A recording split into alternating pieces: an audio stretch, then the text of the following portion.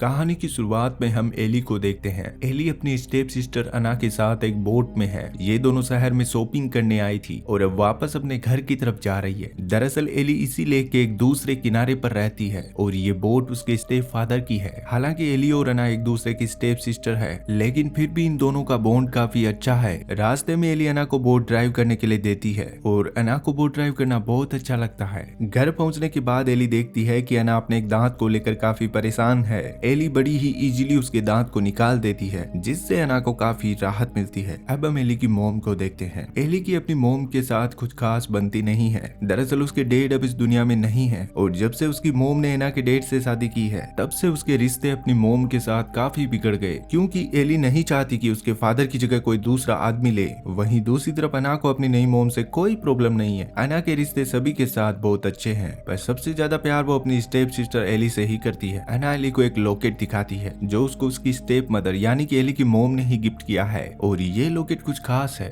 इसके साथ एली की मोम की काफी यादें जुड़ी हुई है। एली अपनी मोम से कहती है मुझे डैड का डेथ सर्टिफिकेट चाहिए। एली की मोम कहती है पर तुम्हें वो क्यों चाहिए? एली बताती है कि जल्दी उसकी हाई स्कूल कंप्लीट होने वाली है और अब उसे आगे की स्टडी के लिए यानी कि ग्रेजुएशन करने के लिए कॉलेज में एडमिशन लेना होगा। और एली ये बिल्कुल नहीं चाहती कि उसके डॉक्यूमेंट्स में उसके डैड की जगह किसी दूसरे आदमी का नाम हो। एली की मोम कहती है तुम्हें अपने नए फादर को एक्सेप्ट करना होगा और वो उसे डेथ सर्टिफिकेट नहीं देती। इसके बाद एली चुपके से अपनी मोम के रूम में डॉक्यूमेंट्स ढूंढने की कोशिश करती है, पर उसे वहां कोई डॉक्यूमेंट नहीं मिलता। और जब एली की मोम अपने रूम में आती है तो उसे एली की ये हरकत बिल्कुल पसंद नहीं आती। हमेशा की तरह एक बार फिर इन दोनों के बीच झगड़ा होता है और एली घर से निकल जाती है। वो अपने स्टेप डैड की बोट लेकर अपनी दोस्त क्लेयर के घर चली जाती है। रात में वो यहीं क्लेयर के घर में ही रुक जाती है। सुबह एली देखती है कि उसकी मोम उसे बार बार कॉल कर रही है। वो बात करती है तो पता चलता है कि अना मिसिंग है। ये खबर सुनते ही एली तुरंत बोट लेकर घर की तरफ निकल जाती है। घर पहुंचने के बाद उसकी मोम उसे बताती है कि अना कल रात से ही गायब है। अना के डैड कहते हैं मैंने उसके सारे दोस्तों के पास खबर कर ली, वो किसी के पास नहीं गई। इसके बाद वो देखते हैं कि उनकी एक बोट पार्किंग में नहीं है, मतलब कि अना उस बोट को लेकर कहीं चली गई है। अना के डैड पुलिस में कंप्लेन करते हैं। एली और उसकी मोम उन्हें सारी बात बताती है और अब पुलिस अना को ढूंढने में लग जाती है। पूरी लेक का चप्पा चप्पा छान मारने के बाद भी अना का कहीं पे भी कोई पता नहीं चलता। ऐसे ही 2 दिन गुजर जाते हैं और तीसरे दिन एली डिसाइड करती है कि वो खुद अपनी बहन को ढूंढ कर लाएगी। एली बोट लेकर लेक में उतर जाती है। अना का नाम चिल्लाते चिल्लाते वो काफी दूर निकल आती है। दिन से रात हो गई पर अना का कोई पता नहीं चलता और अब वो लेक की उस जगह पहुंच चुकी थी जहां कोई भी नहीं आना चाहता। सरकार ने भी इस जगह पर जाने से प्रतिबंध लगाया होता है। दरअसल यहाँ पानी का स्तर काफी कम है और ये पूरा का पूरा इलाका दलदल से भरा हुआ है। यहाँ पर बोट्स नहीं चल सकती। एली की बोट यहाँ फंस जाती है और तभी यहाँ एक पुलिस की बोट आती है। एली नहीं चाहती कि पुलिस उसे पकड़ ले, इसलिए वो अपनी बोट से उतरकर जंगल की तरफ भागने लगती है। भागते भागते उसे लगता है जैसे उसने किसी इनविजिबल वॉल को क्रॉस किया है और अगले ही पल वो देखती है कि सूरज निकल चुका है। एली को कुछ समझ नहीं आता कि एक ही पल में या रात से दिन कैसे हो गया। उसकी बोट भी वहाँ नहीं होती। अब वो जंगल में चलते हुए अपने घर की तरफ बढ़ने लगती है। कुछ दूर जाने के बाद लेक में उसे एक बोट दिखाई देती है। एली उस बोट वाले आदमी से लिफ्ट लेकर अपने एरिया तक पहुंचती है। एली घर में आकर अपनी मोम की बातें सुनती है। उसकी मोम ऐसे बिहेव कर रही होती है जैसे अना आज ही लापता हुई हो। एली को यह सब थोड़ा अजीब लगता है और तभी वो लेक की तरफ अपनी हमशक्ल को देखती है। उसने बिल्कुल वैसे ही कपड़े पहने हुए थे जैसे एली ने 3 दिन पहले पहने थे। अब एली समझ आती है कि वो टाइम ट्रेवल करके समय में 3 दिन पहले पहुंच चुकी है। एली उसे घर की तरफ आता देख जल्दी से छुप जाती है और मौका मिलते ही वहां से निकलकर एक बार फिर उसी टाइम टेबल वाली जगह की तरफ जाने लगती है। एली को लगता है कि कहीं ना कहीं अना भी इसी टाइम टेबल के जंजाल में फंस चुकी है और अब उसे किसी भी हाल में अपनी बहन को बचाना होगा।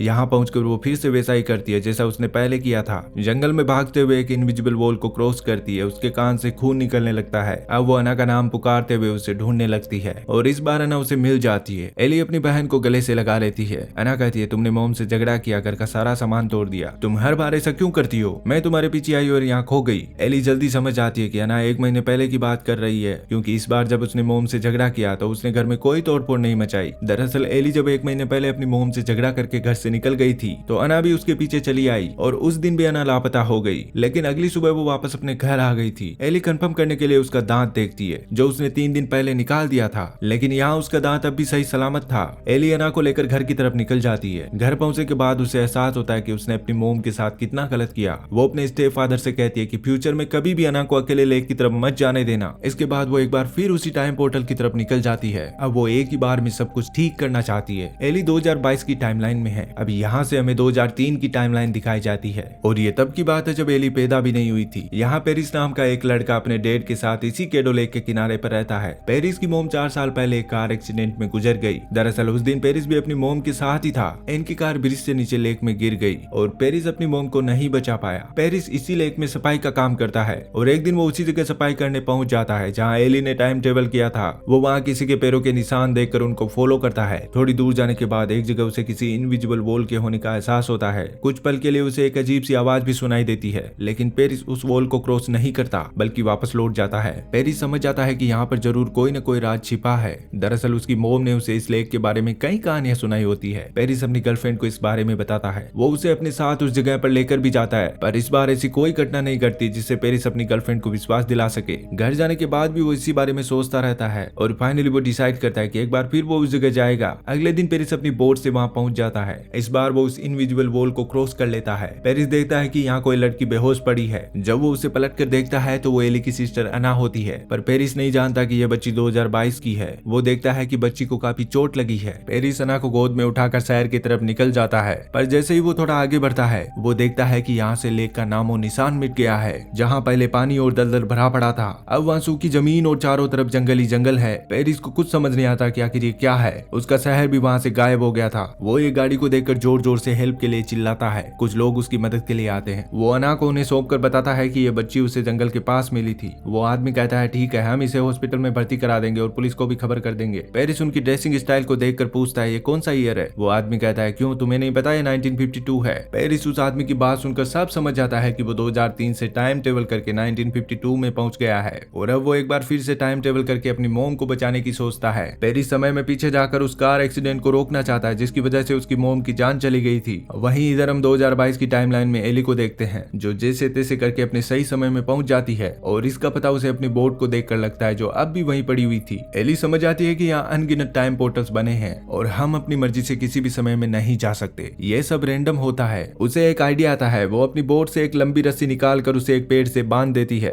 और फिर उस रस्सी को पकड़कर एक दूसरे टाइम में जाती है ताकि वो बाद में उस रस्सी का पीछा करके अपने टाइम में वापस लौट सके। वहीं इधर पेरिस भी अपने सही समय को ढूंढते हुए उस रस्सी को देख लेता है और उसका पीछा करते हुए एली के टाइम 2022 में पहुंच जाता है। वो एली की बोट को लेकर शहर की तरफ जाने लगता है, पर उसे पुलिस पकड़ लेती है क्योंकि एली के स्टेप डैड ने अपनी बोट चोरी होने की कंप्लेंट भी डाल दी थी। अब पुलिस सोचती है कि पेरिस ने अना को गायब किया है, इसलिए वो उसे अपनी हिरासत में ले लेती है। हालांकि पेरिस वहां से भागने की कोशिश करता है पर इसका कोई फायदा नहीं होता। पेरिस को काफी चोट लग जाती है, इसलिए उसे हॉस्पिटल में भर्ती करा दिया जाता है। इधर एली उस रस्सी के दूसरे छोर पर 2005 में पहुंच जाती है। यहाँ वो अपनी बहन अना को ढूंढने लगती है। उसे एक गाड़ी में बिल्कुल वैसा ही लॉकेट दिखाई देता है जैसा अना के पास हुआ करता था और वो लॉकेट एली की मोम का था जो उसने अना को दे दिया था। एली गाड़ी का लॉक तोड़कर उस लॉकेट को निकालती है और तभी एक लेडी आकर एली से कहती है तुम मेरी गाड़ी के साथ क्या कर रही हो। वो लेडी एली के साथ हाथापाई पे उतर आती है। एली उसे पूछती है कि ये लॉकेट तुम्हारे पास कहाँ से आया। ये मेरी सिस्टर का है। वो लेडी कहती है ये लॉकेट मेरे बॉयफ्रेंड ने मुझे दिया था। ये उसकी मोम अना का है जो 6 साल पहले एक कार एक्सीडेंट में गुजर गई। आगे वो बताती है कि उसका बॉयफ्रेंड पिछले 2 साल से लापता है। वो अपने बॉयफ्रेंड का नाम पेरिस बताती है। इस लेडी की एक बच्ची भी होती है। अब एली सब समझ जाती है कि ये लेडी और कोई नहीं बल्कि उसकी मोम है और उसके साथ जो 2 साल की बच्ची है वो एली खुद है। इससे हमें एक बात और पता चलती है कि पेरिस जो अभी 2022 में वो कभी भी अपने समय में वापस नहीं लौट पाया था, लेकिन अभी भी एली के मन में एक डाउट था कि अना उसके डेड पेरिस की मोम कैसे हो सकती है। वो तो सिर्फ 8 साल की बच्ची है जो 2022 में उसकी बहन है। एली यहाँ से एक इंटरनेट कैफे में जाती है जहाँ वो आज से 6 साल पहले अना लेन के उस कार एक्सीडेंट के बारे में सर्च करती है। इससे उसे अना की उम्र पता चलती है और अब वो कैलकुलेशन करके पता लगा लेती है कि 1952 में अना 8 साल की होगी। वो 1952 की इसी एरिया की स्कूल के बारे में सर्च करती है और बड़ी मेहनत के बाद उसे अना के स्कूल की फोटो मिल जाती है। ये बिल्कुल 2022 के अना जैसी लग रही थी। अब एली के मन में और भी सवाल उठने लगते हैं कि जब वो 1952 की थी तो 2022 में कैसे पहुंच गई। एली की आंखों में आंसू आ जाते हैं। उसे लगता है कि जैसे वो अपनी बहन से हमेशा के लिए बिछड़ गई है। वहीं इधर 2022 की टाइमलाइन में पेरिस पुलिस को चकमा देकर भाग जाता है। वो एक गाड़ी लेकर वापस लेक की तरफ जाने लगता है